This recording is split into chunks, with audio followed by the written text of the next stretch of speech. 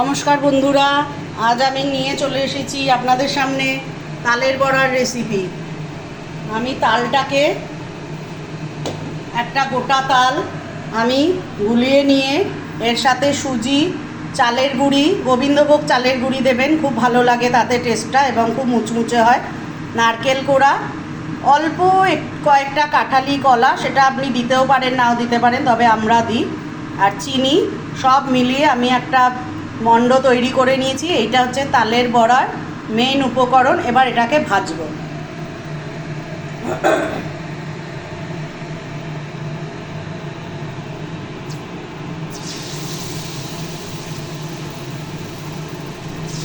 আমি এখানে সাদা তেল ইউজ করেছি, আপনারা আগেকার দিনে মা দিদিমাদের মতন সর্ষের তেলেও ভাজতে পারেন।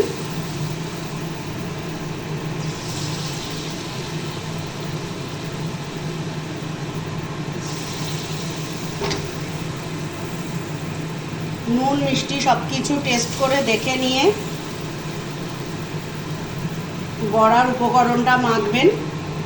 বড়ার উপাদানটা যেন খুব লুজ না হয় বা খুব টাইটও না হয়।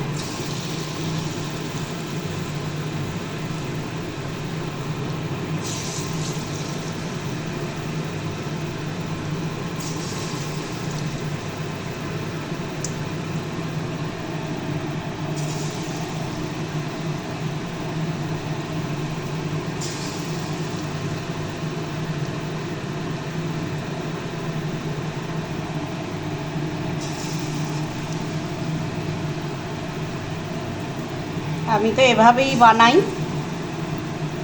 আমার বন্ধুরা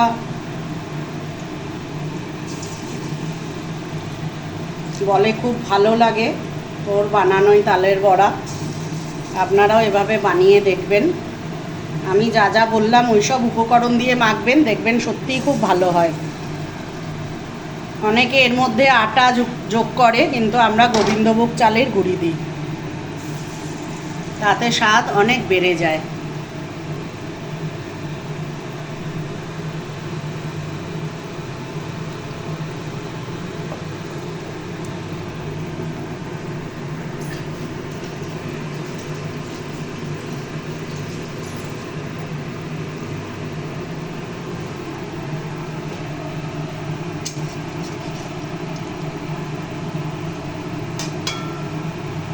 এক পিঠটা হয়ে গেলে আর এক পিঠটা এরকম করে উল্টে উল্টে দেবেন।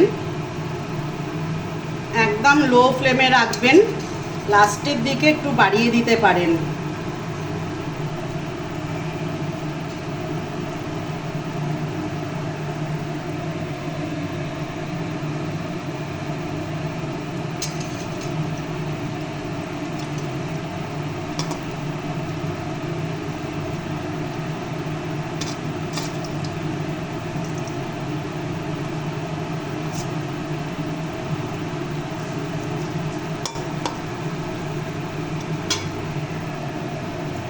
এরকমভাবে আপনারা তালের বড়া করবেন।